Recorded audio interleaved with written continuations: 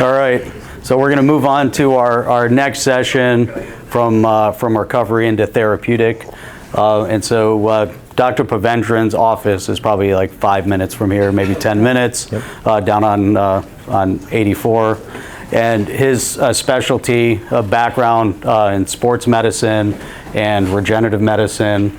He's going to talk to us today about bringing orthobiologic PRP and shockwave into the health optimization space and working as an adjunct to everything else that we're doing within health optimization, and that it is actually easy or viable to implement into and offer to the patients that you're currently working with. So I'll turn it over to Guy to take it from here. Thank you. Just another note, Guy has done multiple presentations at many of our different workshops that we do here, including at our MSK ultrasound cadaver course. So thank you very much. Yep, great, thanks. All right, so as Jeff said, my name is Dr. Poovendran. I'm one office location about 10 minutes from here. We're opening up a new location in Miami Shores in 2 weeks. My practice is 100% cash-based regenerative sports medicine. I get to dabble a little bit in the stuff that we've been talking about all morning, especially the ozone and some of these other, like I dabbled with PEMF and everything to try to improve our outcomes. But the meat and bones of what I do is I take your joint that is injured and I fix it without surgery. And so there's a whole bunch of different ways I do it. This talk is a little, like I do this for the shockwave course that's coming up next month.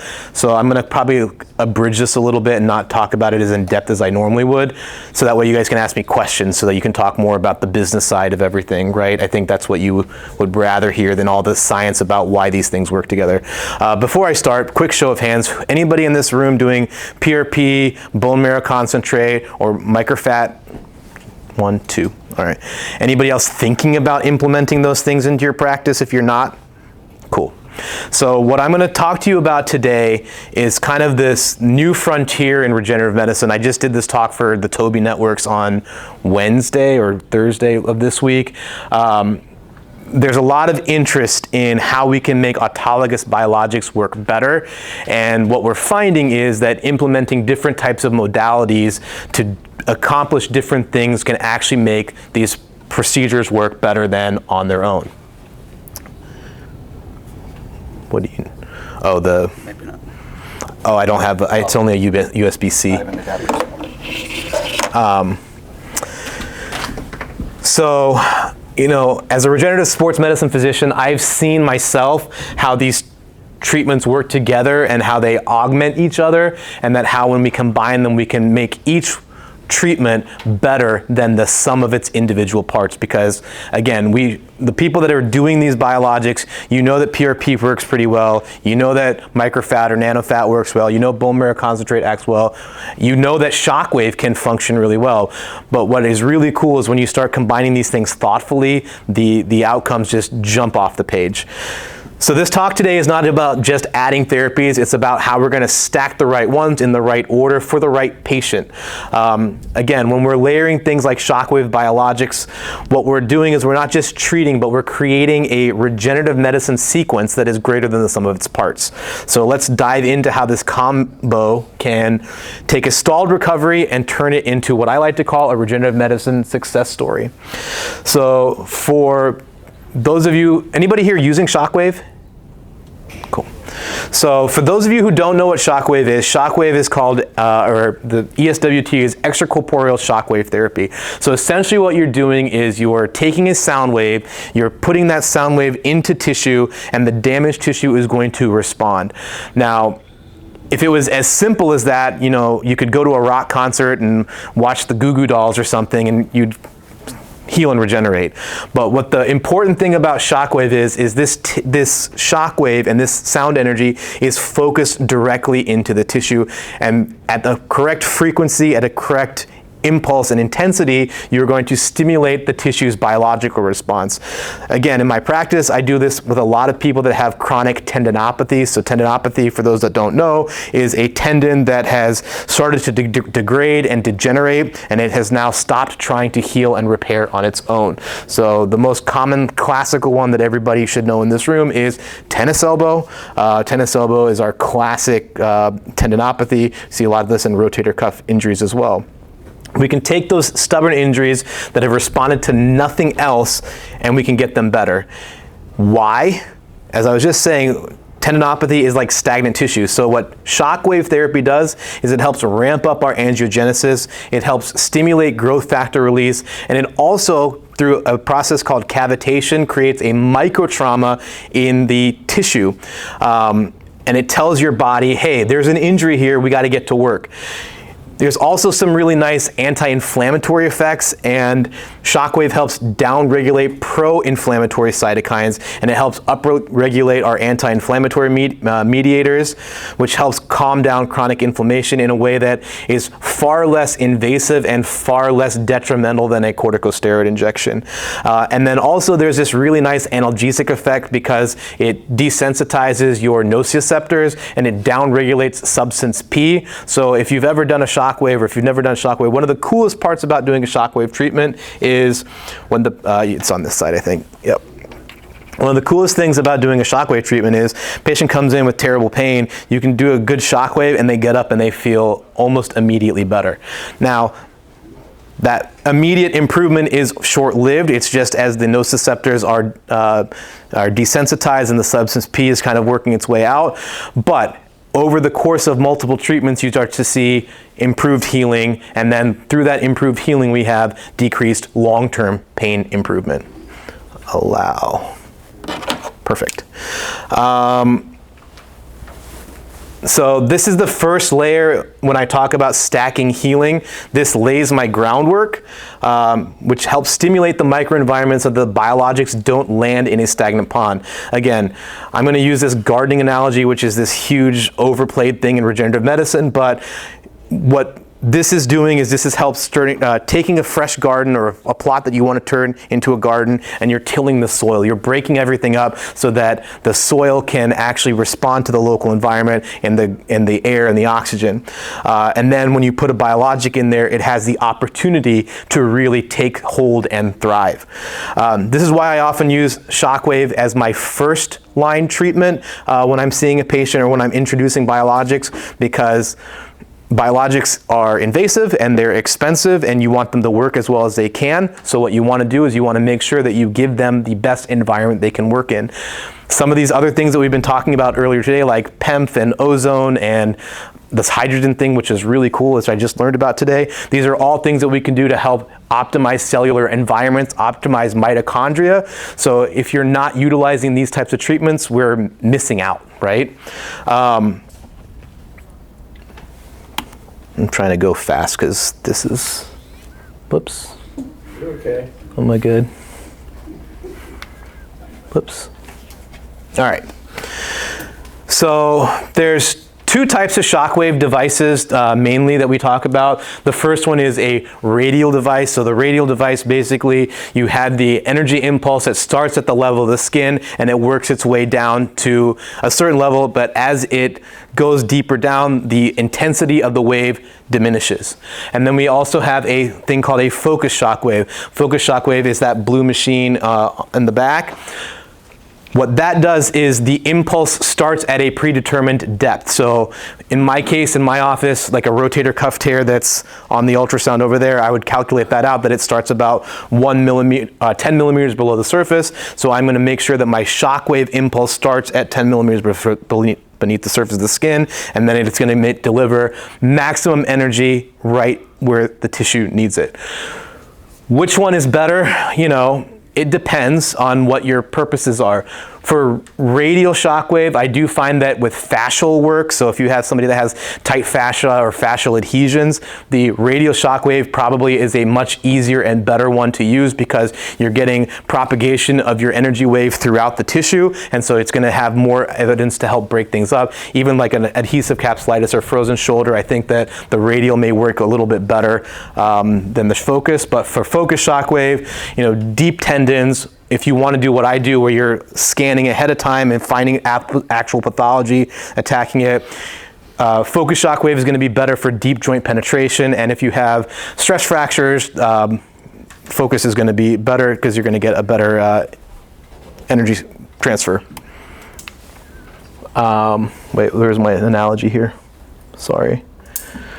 What I want you to remember is radial shockwave is more like field therapy, and focused shockwave is more like being a sniper or having precision therapy. All right. So for the people that are not as familiar with some of the orthobiologics that we use, I kind of just want to break these down so you can understand what their role is in my stack of what I do. So PRP is my first responder. It's probably the one that I do more than anything else. It floods the area with growth factors. It helps calm inflammation and initiate repair. Bone marrow aspirate concentrate is like a builder, right? It brings in progenitor cells, it helps bring in and recruit growth factors, and it has a much more robust regenerative profile. Microfat, I think of that as structural tissue or scaffolding. So again, you're going to bring a much more robust regenerative profile. But it also helps modulate inflammation and communicates locally with the local environment to help stabilize and restore function.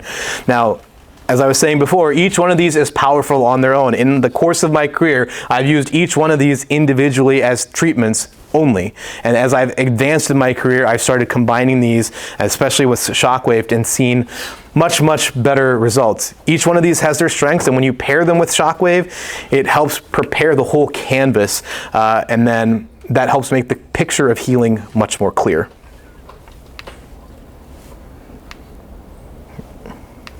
All right, so why am I talking so much about combination therapy? So anybody that does orthobiologics, anybody that's injecting joints, we see that there's lots of variable outcomes. If you have knee arthritis, I can do a PRP on two people that have exactly the same looking knee with a PRP that looks very similar as far as like platelet counts and white blood cell counts, and they'll have a completely different outcome. So we combine these things because on their own, these treatments have very poor cell survival and cell retention. And what you're going to see later here in the slides is that the shockwave does provide a mechanical stimulus that helps enhance the biological signaling as well as vascularity.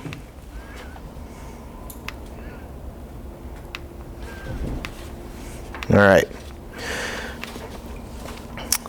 So combining shockwave with orthobiologics, again, this gardening analogy, it's like prepping the soil before we plant the seeds, and I really mean like prepping it. This is not just throwing fertilizer or PRP on top of the soil and hoping that something grows. This is actually breaking up the hard ground, calling in nutrients, and creating a perfect environment for your biologics to land and take root. Bone marrow and microfat are your seeds, but without healthy soil and sunlight and water, in our case, in regenerative medicine, growth factors, cellular permeability, and vascular remodeling, then in the end, nothing ends up growing. So this is where the analogy keeps going. So after you plant your seeds, you don't just walk away and then expect that when you come back, your mangoes or whatever fruit that you're trying to grow is there, right? You have to still pay attention to your garden. So that's why in my practice, after we've done our biologic, we go back and we revisit the same area with shockwave again, because after we put the treatment in, we want to, again, re-stimulate angiogenesis. We want to maintain our microenvironment so those biologics don't just survive, they actually thrive. Again, patients who have tried single PRP injections that have really hit a plateau and they're not improving, we've implemented shockwave therapy and their recovery has just taken off. Again, it's not magic, it's just smart sequencing. All right. So these are my pairing strategies based on what I'm treating. So superficial tendons like tennis elbow, maybe a supraspinatus tendon, depending on how large the person is. We'll talk about doing radial shockwave with PRP. If we start to see bone or cartilage defects, I'm using a lot more focused shockwave with bone marrow aspirate concentrate. And then I use my focused, and I like to use MFAT a lot with my OA patients. So I've been talking a lot, but thankfully you don't have to just take my word for it. There's actually research and science that backs up what I'm saying. So there's a research that shows that the combination therapy does actually result in improved pain and better function and better tendon healing. There is more and growing evidence that shows that these things work better in concert together. One of my patients, I had a patient that is a mechanic at one of the local car factories, and he was literally on his last nerve. He had really bad tennis elbow from doing whatever machine work he was doing. He had tried cortisone injection. He had tried bracing. He had tried a cast immobilization for 6 weeks. He tried PRP. None of that had worked for him. Did I say he had tried a PRP? He tried a PRP. Finally, he comes in to see me. We had a nice long conversation. He was asking me about doing stem cell injections, but when I ultrasounded him, I was like, man, your tendon is not that bad. If we do this, we'll get better. He was very skeptical, but in the end, I think 3 weeks later, he was much better. I say this to say that whether it's tendinopathies or stress fractures, this combination consistently outperforms what we used to think of as best practice. So let's talk about combining shockwave with bone marrow aspirate concentrate. BMAC benefits most from the shockwave because of stem cell signaling effects. So in something called osteochondral lesions and early knee arthritis, when you combine shockwave with BMAC, we see these synergistic effects, which equals improved pain, improved function, and structural healing. The regenerative environment seems to be much more robust when we pair these together. Another one of my cases with this particular combination was an NBA player who had a persistent subchondral bone marrow edema and cartilage thinning in his knee. And again, he was a young guy. He was like 25, 26, 27. And he was looking at having to either go to Asia, I think is what he was looking at, either going to Asia to keep playing or retiring from basketball. This is before I was doing intraosseous injections, but what we did with him is we did bone marrow concentrate injection into the joint, and then we had him do a series of focal shockwave injections or focal shockwave treatments into the subchondral marrow signal that we saw in the MRI. And 3 months later, he was basically pain-free, and 6 months later, he was back on the court. He tells me I saved his career. Did it heal the lesion? Did the lesion fill? Mm-hmm. Just an injection and serial shockwave. Now there's a really good discussion right now on LinkedIn with me and a couple other guys there, and we all have come to the conclusion that the research shows that intraosseous BMAC is far superior to anything else, right, for these situations. Again, in this particular case, and there's another one that I'll talk about later in this talk, it was before I was comfortable doing the IO injections. So this is a better thing to do than nothing, right? Because you're still trying to treat the pathology. That question came up on LinkedIn because somebody was asking about doing PRP IO, and we're all like, you can do it, but it's probably not worth the squeeze, right? You should, right.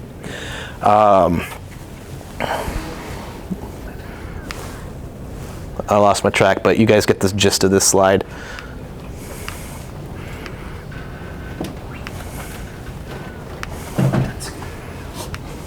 All right. So when we talk about bone marrow for shockwave, this is an interesting thing that I came across in the literature. If you precondition your donor site with shockwave prior to your bone marrow aspiration, you can actually increase your MSC count by 4x. The caveat to this is that you have to plan to do it much before. If you do it the day of your procedure, you're going to lose stem cells. But this study, what they did is they did 3 consecutive days at low impulse and low intensity. And again, they got a 4 times increase in the stem cells through the aspirate. So anybody here that does know me knows that I love microfat, and I think that fat is where it's at. Microfat adds a unique layer to our regenerative medicine strategy. Again, in microfat, the cells aren't just floating freely. They come embedded in a native extracellular matrix and a niche, and that helps provide this vital structure and signaling and immunomodulatory support. This, in my gardening metaphor, is not just throwing seeds on the ground, but this is actually planting those nutrient pods, you know, the seeds that come with the soil and everything around it, into the ground and hoping that they work better.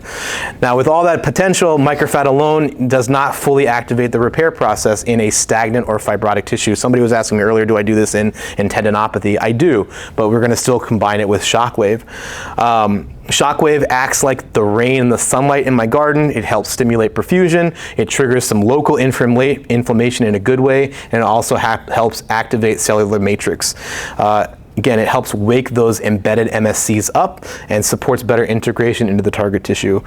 This is a preclinical study showing that shockwave with autologous adipose-derived stem cells actually produced better cartilage protection than using Wharton's jelly-derived cells. So that tells me 2 things, because I am a autologous person, that your cells are still better sometimes than the baby stem cells or baby cells that everybody wants to promote. Now, direct MFAT studies are limited, but again, from what I just described, the rationale and the science basis is strong. Adipocyte-derived stem cells respond to mechanotherapy. They can help reduce synovitis, and they can also help upregulate the synthesis of collagen type 2 fibers. I'm talking a lot about orthopedics, but these types of rationale extends beyond orthopedics. So one of the cool things that I found was, where is it? Shockwave goes beyond joints. There's something called the cocktail trial for erectile dysfunction. And what they were trying to do is they were trying to find the optimal combination and timing of shockwave with PRP for erectile dysfunction. And so, let's see, where are we at? And then also have another trial where they were doing osteochondral lesions with femoral head necrosis. And when you add shockwave to these strategies, it really enforces that shockwave isn't just a mechanical thing. It also is deeply biological. It'll help stimulate tissue in a way that helps regenerative medicine work smarter, not harder. Again, we have other studies that show that shockwave is a valuable adjunct in diverse biological contexts, not just MSK repair. So a lot of the questions that people ask me during these conferences is, what's the order that we do? So there's some research studies that show that the order does matter. So the cocktail trial that I just mentioned is one thing where we're testing sequence. So the studies are comparing biologics head to head, and we're going to try testing combinations. So bone marrow versus adipose, autologous versus allogeneic, and then even more exciting to me is the idea of creating these true regenerative medicine protocols that help stack the therapies based on a timeline, not just intuition. You know, a lot of us, we have done these things a certain way. We find that they work, and we kind of keep doing it, but it's kind of becomes very proprietary and very siloed. So what we would love to do is have more general protocols so that more people can get access to these things and feel better.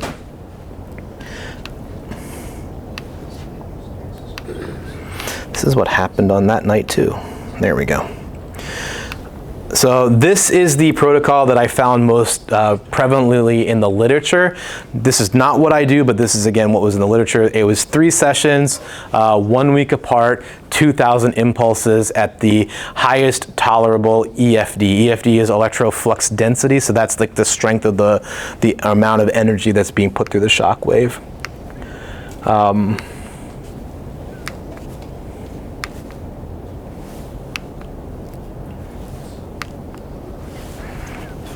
I don't know, this did this the other night too. All right. BMAC and shockwave combination protocol. Injection first, shockwave afterwards. Workflow here is, if you're planning this properly. You have them come in 3 days in a row about a week or two before to help prime the donor site. You have them come in for their procedure day. You harvest their bone marrow aspirate concentrate from the PSIS, and then you process everything. You do an injection. Now, my treatment on the day of the injection, I also give them a shockwave that day, because that again helps numb the tissue so that they're not having as much pain afterwards. But then you have them come in, schedule subsequent sessions of ESWT.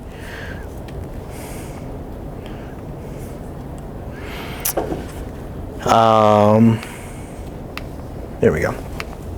Most clinicians, and in my practice, we perform shockwave first to prime the tissue for regeneration and healing, and then we perform the injection. So again, rotator cuff tendinopathy, rotator cuff tear, the patient comes in, we do whatever harvesting we need. I shockwave the tissue pretty much right before I get ready to do their injections. You need less local anesthetic, and they work better. But each one of those areas, you're thinking about doing somewhere between 800 and 1,500 impulses. This is the amount of energy needed to create cavitation.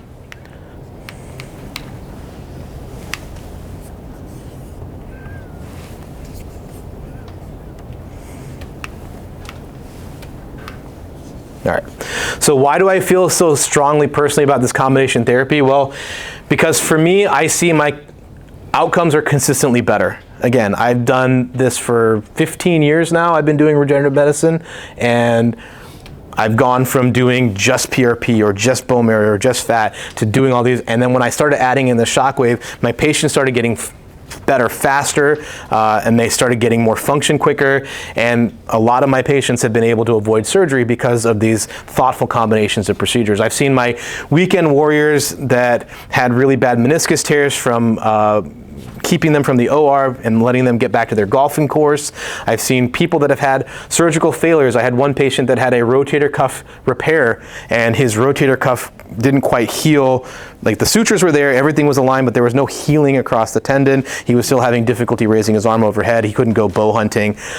So we did a combination of MFAT and shockwave, and through 6 to 8 weeks later, he was having significant reductions in his pain, and he did get to go bow hunting in Africa, which he was very excited about. Let's see, where am I at?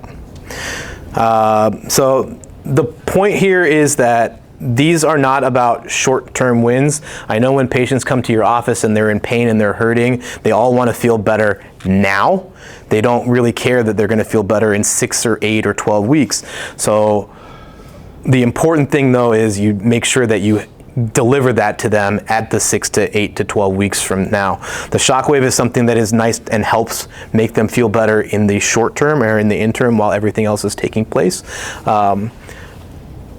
I like to think of this, when it's done right, as creating durable, functional repair that actually holds up to life. For most of you in this room, I would call this my peanut butter and jelly, and for the people from Miami and South Florida, I would call this my cafecito and my pastelito. Each on their own is delicious and great, but together they are next level. Anybody have cafecito here? Anybody? There you go.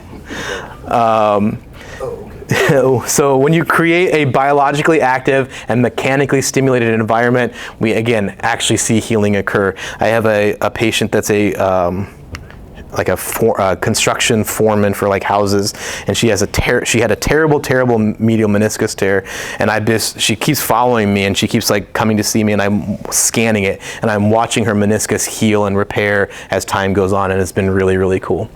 My tendon algorithm,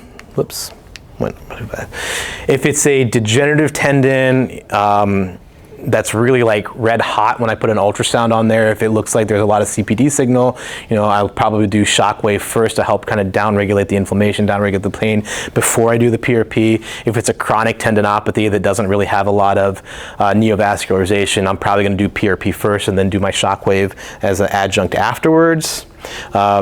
What's my thought process behind this? It's priming versus activation. So in this setting, I'm thinking the shockwave is helping prime my biologic to work, whereas in this case, I'm having the PRP get activated by my shockwave on the back end.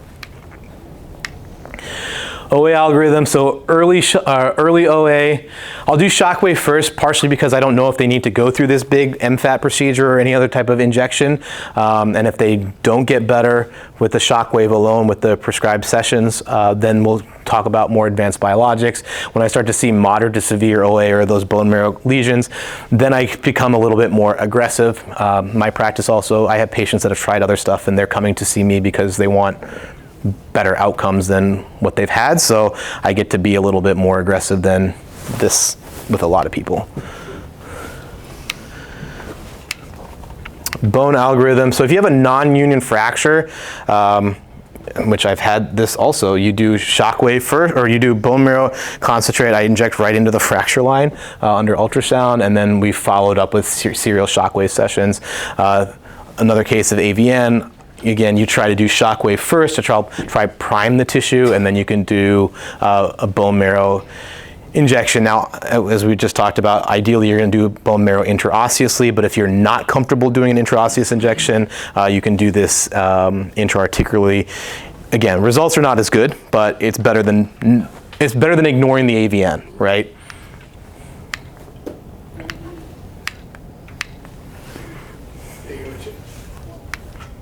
All right. Do you guys want to hear these case studies? Yes. Yes. You're in Florida, correct? Yeah. Practice? So is there a reason you would not add in or add to exosomes, either intra-articular or as far as any of the procedures, because it's legally allowed here? And second, have you used BPC 157 in the joint? Because that is healing off the chart, and I wonder how they go together with the things you're talking about. So I have very limited use of exosomes, mainly because I've always, I've been doing this so long that I'm like weighted with what I've already done, right? Like when exosomes came out, what, 2018? It's when it became a global movement. Yeah, so I had already been doing this stuff for 5 or 6 years, and I was like really getting into it. And then my practice at the time, they were like not letting me do anything allogeneic, right? He was not allowed. Yeah, so I kind of had this negative bias towards them this entire time. So my ultimate reason why I don't use them that much now is because I haven't seen the evidence compared side by side with PRP or some of these other things that I do to make it worth selling the patient on it. Does that make sense, right? Like from what an exosome costs me to what I would mark it up to do an injection and a treatment compared to what I can do with autologous stuff and what it costs me and what I charge, the cost ends up being very similar, like between the two as far as like what I would charge, and I'm just not as confident in it, so I don't push it as hard. I have patients that love exosomes and they want to do exosomes, and I'm happy to do it for them. It's just never the thing that pops up in the top of my mind. I'm even doing an exosome study right now with Zeo Scientifics down the road, and they're always like, how come you're not doing more of it? I go, I don't know, because I never think about it. BPC 157, I love BPC 157 subcutaneously. I have had an N of 2 where I did intra-articular injections, and they had such a big inflammatory response afterwards that I was scared that they had an intra-articular infection, and so it scared me away from it, from doing it intra-articularly. So my workaround for that is if you have a shoulder problem and you're getting a stem cell or PRP or whatever and you want to do BPC 157, inject it close to the shoulder. But yeah, I'm cash only, yeah. So yeah, I got scared, that's the best answer I can give you. I know lots of people do it. I know lots of people think that it's amazing, and if I wasn't scared to do it, I probably would try it again. Fair? Yes? Acute tears of like MCL or even non-op Achilles, you doing any type of injections to try to help speed that along? People want to get back as fast as possible. Yeah. And timing-wise, when are you doing it? So like MCL's grade 2, grade 3? Timing that you like to do it? I never see them fresh, right? Like, so if I have like an NFL player that has an MCL tear, it's because the PT held on to them for 6 weeks or 12 weeks, and they're like, hey, he's not getting better, can you fix him? Yeah, sure.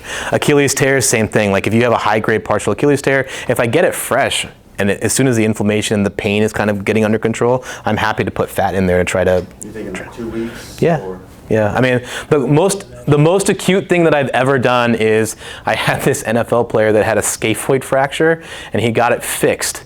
And then he called me and showed up at my office and wanted bone marrow in the fracture on top of the surgery. And I was freaked out, but I did it, and he played 3 weeks later. Anyway, don't listen to that story though. Don't follow that advice. With shockwave treatment, how long are you doing shockwave treatment for these patients that are for knee arthritis, so to speak? So you got, this research shows like 6 months, right, for it to continue to improve with the MFAT therapy. Yep.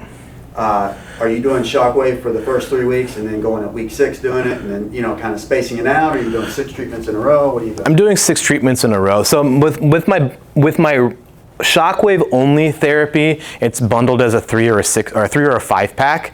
And then if they need more, if they only need one more, I just have them do one more. But in my biologics, I do a series of 3. So you get the one on the day of the treatment, and we do 2 subsequent ones. And then I want to let everything chill, right? Because we know the tissue and the healing is happening.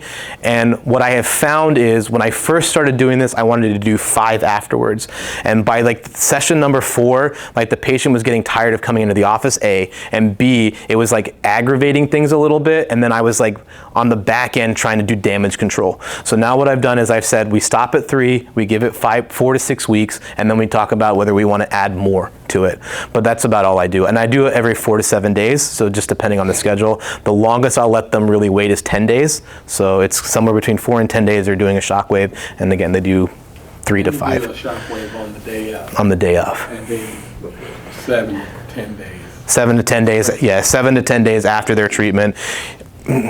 After the post-treatment one, I let them go up to 14, just because they're really pissed at me the first 2 days, and they don't even want to see my face. Right. Yeah. So what you may get into, what are you charging? I wasn't going to get into it, but I can. For PRP, for this type of package with the PRP and the shockwaves, I charge about $4,997, so about $5,000. For my combination treatments of bone marrow and PRP and shockwave, I charge $9,997, so $10,000. Same thing with fat. If you want to do all 3, it's like $15,000, $16,000, something like that. Yeah. With anti-inflammatories, are you discontinuing those like 2 weeks before, or how far along from a cortisone injection would you do that type of procedure? 6 Steroid package. 6 weeks after oral steroids, 6 weeks after intra-articular injection. If they want to do something sooner than that, I make them do prolozone or prolotherapy, so the vitamins and ozone gas into the joint to help try to clean it up, and then I'll do the procedure. But anti-inflammatories, I only make them wait like 4 to 7 days because of the half-life of the elimination half-life. But I keep them off of it for 4 weeks afterwards. 4 weeks afterwards, with the exception of Celebrex. There was one study, or there's some data that shows that because Celebrex is a COX-2 specific inhibitor, you don't have as much of the healing shut off as you would with like diclofenac, ibuprofen. Meloxicam is also like a safer one to use, just in case. Yeah. But again, try not to use it like right away. Like you want them to, not to be mean, but you want them to be kind of miserable for the first couple of days, because that way something is happening, right? The amount of cc's that you're injecting in the hip versus the knee? MFAT? MFAT, because I'm doing combinations, I'll do like 3 cc's of MFAT into a hip, and then I'm putting like 1 to 2 cc's of the PRP A2M combo. And then sometimes I'll put like a little bit of hyaluronic acid in there too. Knees can tolerate a lot more, so I put I usually put like 4 to 5 cc's of fat, and then make the total injection volume 7 to 8. But I don't do a lot of like single injections, right? So like if you come and see me for a knee, like the chances of you coming in to see me for a knee and just getting an intra-articular injection of the knee is very, very, very, very, very, very, very low. Usually I'm going to inject your knee joint, I'm going to inject your capsule, I'm going to inject your MCL, your meniscus, I'm going to inject all this stuff. That's why everybody hates me the first 3 days. Everybody hates me the first 3 days because they call, and they all have my cell phone number, and they're all texting me that night after all the lidocaine and everything wears off. They go, "You told me it was going to be painful, but you didn't really tell me how painful it was going to be." But that's because you want to make sure that my whole philosophy with this is you want to make sure that you hit every single pathology, and you treat every joint as a functional unit. So even like my hips, I'll very frequently go and treat a side joint. I'll go treat osteitis pubis at the same time. Like I do lots of different things, so I'm not just putting an injection in the joint and calling it a day. The last patient I did that to, she did great for 2.5 months, and then she went to Italy for a month, and she came back all pissed off because it hurt. Not pissed off at me, but just upset because she was doing so well. And when I scanned her again, everything was aggravated. So now on Tuesday, she went and did this with me, and now she's happy as a clam. Like she called me that night and said, my pain level is a 20 out of 10, I'm going to kill you. And then the next morning she said, okay, now I love you. Oh. Right? Lidocaine, how do you use it with your combination? For injection? Topical or basically at the insertion site? At the insertion site. Yeah, at the insertion site. So, I try not to mix too much of the lidocaine with the biologic, right? Because there's inhibition there. Some more recent studies have shown that it's maybe not as detrimental. Like the concentrations of lidocaine that we're getting in the tissue in the joint is not as harmful as we thought. So, like in a joint injection, just for example, I'll probably put like 0.5 cc's into the joint before I put everything else in. For my MCL, my meniscus, that kind of stuff, again, it's like 0.2 to 0.4 cc's, just enough to get in there. And then when I like poke it later, they're like, okay, it doesn't hurt. My next evolution of this is I'm going to learn how to do peripheral nerve blocks, right? And then I don't have to mess with the lidocaine in the area. But all right, do you guys? I'll go through these a little bit. So, this was a study that they had two marathon runners that had chronic plantar fasciitis that, again, nothing else had helped them heal. So they did a series of PRP with shockwave, and they both were able to run relatively quickly. This was one of my patients. This guy was a luxury yacht captain. Like the guy that is his boss owns some 100-foot yacht, and he's like, I don't know when I could take time off to do anything. So we did, again, this is before I was doing IO injections, so BMAC with PRP and shockwave therapy, and 2 months later he had to get called back in, and he said he's been doing really well. I keep in touch with him. I have 3 cases of chronic adhesive capsulitis where PRP on its own, like it works really well when you do hydrodilation of the capsule, but what I found is when you start doing shockwave, especially focus shockwave, and you start attacking the ligaments, you're going to start getting improved function a lot quicker. This one here, last one is, I had this 17-year-old Olympic hurdling hopeful that is local in the area, and he had partially torn his hamstring muscle, and he had developed chronic myositis ossificans, and it was keeping him from really firing that hamstring and getting him to go. So we did 5 sessions of shockwave first, tried that, didn't quite get him where he wanted to be. So then I went and did I tried to do like a little lavage where I was aspirating and draining some of that chronic myositis ossificans and injecting PRP, and then we followed again with another 5 sessions of shockwave, and he set his personal best time at the Olympic trials in Oregon.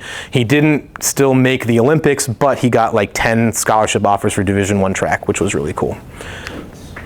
All right, bad stuff. Considerations and limitations. Where's my slide? Not every patient is a candidate, and that's not just a weakness of the therapy. It's, again, good clinical judgment. You need to start screening patients carefully for contraindications. So what are contraindications for shockwave or for these biologic injections? Active infections, bleeding disorders, tumors, cancer, and uncontrolled systemic disease. These can also impact the safety as well as the efficacy of your approach. Somebody that has really terrible diabetes may not respond well to these things. And technique matters. So this is one of the things that came up during my talk on Wednesday when we talked about this.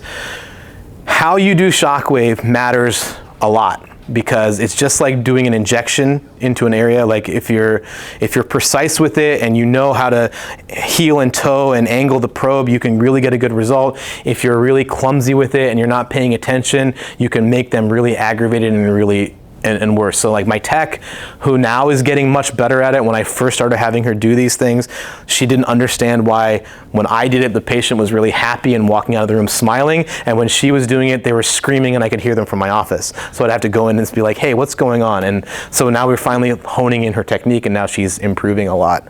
Actually, now she's improved. Now she might be better than me. I'll tell her she's better than me. I don't know. I'm kind of bored with these slides. You guys just want to ask me questions? I have like 2 more slides, and it's just like, here. Cool. Ask me questions. We have like 2 minutes and 30 seconds.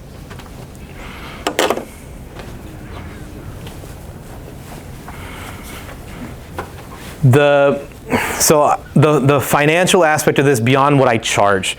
So I think the people that are not into orthobiologics, you know, I just spent a lot of time talking about I don't just inject a joint and walk away, right? I do this whole thing.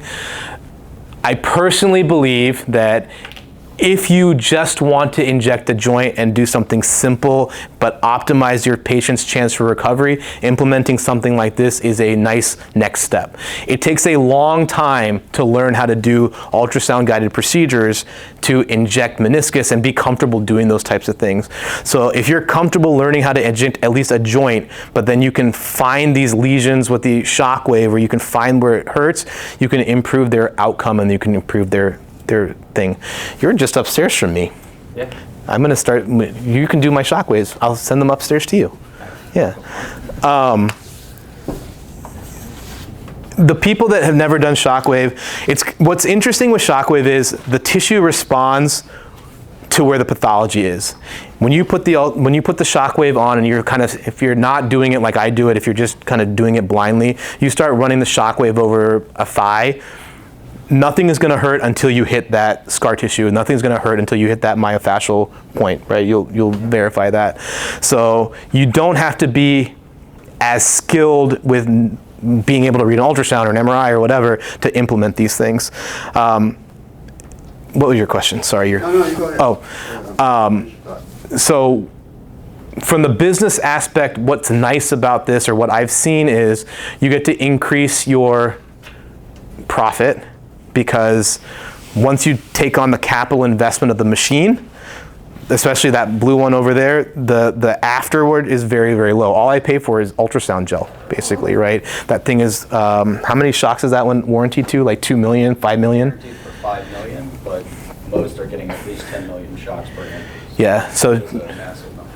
So you talk about 10 million shocks per device each treatment. My longest treatments are 5,000 shocks. So do the math. It works out really well. But you're giving them something extra, and then they're going to feel better. And then the other part of that is practice building. Your patients are feeling better. They come back to see you. And not only that, they tell their friends and family that they need to come and see you. The patient, I was here this morning, right? I had to leave and come see a patient come back. After that patient, I treated her like 5 years ago, and I'm on the phone now with her mother, who lives in New Jersey, because she's trying to convince her mother to come down and get treated because she has done so well, right? It's this whole like mindful collaboration and combination of these treatments and therapies. So, do you get involved with PPP versus PRP with intramuscular tears? I know there's a big thing with Yes. platelet poor plasma. Are you doing that versus No. PRP? No, I'm not. I feel so bad throwing away the platelets, right? I work really hard to get the platelets, right? You can use it for something else. Well, you could use, like for the muscular tear. yeah, I use lower concentration PRP when I'm doing muscular tears, right? So like when I'm trying to do a joint, I don't really even think about concentration anymore, or concentration increase over baseline, because my brain has now shifted to amount of platelets total. But my average PRP is somewhere between 8 and 15x concentration. So if I'm doing an intramuscular thing, I'm happy if it's 2 to 3. Right, because I'm just going to look at the volume. Because I know there's that study that I think Latska was the one that was talking about it, where PRP may actually enhance fibrosis. Again, old dog stuck in his old ways. The idea of throwing away those platelets that I value so much, I can't do it. Do you have them run on a treadmill or try to increase their PRP rate? I don't. I've talked about that before. I haven't. Now, how much of a difference that actually makes with increasing their PRP, like some people will say they're sweating, so they're dehydrated, so it's going to artificially increase their platelet counts. I know there's also another study where they put BFR and had somebody do like bicep curls, and then they did a PRP after, or they took blood out and it got better. I just take more blood, right? I just take between 120 and 180, or I take between 60 and 180 cc's of blood for most of my treatments, just depending on what my final volume is. I use the M-Site kit, so I mean, I consistently get 85 to 90% capture, so to get 10 billion platelets, normally I only need to take 60 cc's of blood. So the Arthrex, to get the same thing, you probably need to get 120 cc's of blood. And I have a hematology analyzer in my office too, so I test everything. So that way I know, yeah. Any other questions about the mundane details of regenerative medicine and orthobiologics? If you're Yes. implementing into, let's say, health optimization, Yes. getting that comfort level. I know, many of our providers aren't necessarily comfortable with doing injections necessarily, in that kind of ramp up time. What would you say someone's ramp up time would be to increase? And you'd mentioned starting with easier joint type injection, maybe just doing knees, elbow, stuff. I mean, with ultrasound, to do a knee, I mean, you can learn it in a day, right? Just a basic injection. If you don't want to do it with ultrasound, again, you can learn it pretty quickly. Knees are probably the easiest one, and that's probably going to be the most valuable for you to learn, because that is your highest population, right? Everybody has knee pain. Everybody, once they start to get, other than back pain, once they start to get knee pain, they start to feel old and they start to get really annoyed that their knees hurt. I'm 44 years old, my knees hurt, and I'm injecting myself whenever I need to because I hate when my knees hurt, right? The ramp up time to learn how to inject a joint, I mean, these guys have a course coming up soon, I think, right? That would be a great opportunity. Is that going to be a more intermediate advanced course, or is it going to be a basic course? I think it's be basic. Basic. Even if it's even if it's a more intermediate course, you just come with me and I'll show you the basic stuff. Dr. Irizarry can show you all the advanced stuff. But to implement this stuff, it's 0 days to start with shockwave. It's 0 days. You can't really, unless you crank the energy up way too high, you can't hurt somebody doing shockwave, right? Unless they had like a cortisone injection or something like that. Because what do you tell people when you're doing the shockwave treatment? This is going to be uncomfortable. It's going to hurt a little bit, but on a scale of 0 to 10, with 10 being I need to take you to the hospital, I want you somewhere between a 4 and a 5 level, right? And so as long as you kind of stay in that region and you have a very basic functional knowledge of anatomy, you can start implementing shockwave tomorrow, right? I mean, it's very, very low barrier to entry if you're a physician.